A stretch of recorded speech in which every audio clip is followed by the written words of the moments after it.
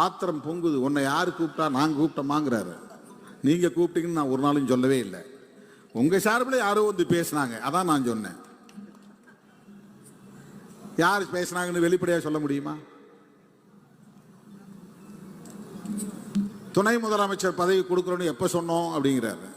நீங்கள் சொன்னதா நாங்கள் எங்கேயுமே சொல்லலையே. அண்ணன் எடப்பாடி பழனிசாமி சொன்னார்னு சொன்னோமா? டிபேட்டில் நடக்குதா இல்லையா? நாள்தோறும் சொல்கிறாங்களா இல்லையா?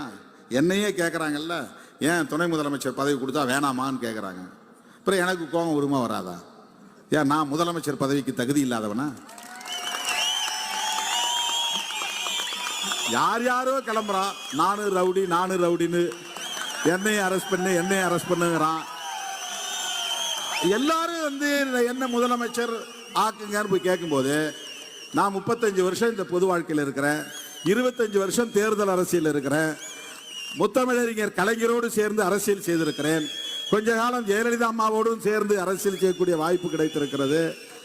நீண்ட காலம் இன்றைக்கு திராவிட முன்னேற்ற கழகத்தின் தலைவர், தமிழ்நாடு முதலமைச்சர் அண்ணன் தளபதி அவர்களோடு பயணிக்கிற வாய்ப்பு கிடைத்திருக்கிறது. ராகுல் காந்தி போன்றவர்களோடும் சேர்ந்து களமாடக்கூடிய வாய்ப்பை பெற்றவன் நான். எனக்கு என்ன தகுதி இல்லையா? என்ன துணை முதலமைச்சர் அப்படின்னு சொல்றீங்க? அது என்னன்னா, அவங்க அது அல்ல, முதலமைச்சரா துணை முதலமைச்சரா அது பெருசா இது பெருசாங்கிறது இல்லை. இப்படி ஆசை காட்டினா நான் அப்படியே போயிடுவேன் அப்படின்னு நினைக்கிறேன். அப்படியே வாங்க, நல்லா சுட சுட சாப்பிடலாம் வாங்க அப்படின்னு கூப்பிடுற மாதிரி கூப்பிடுறாங்களாம்.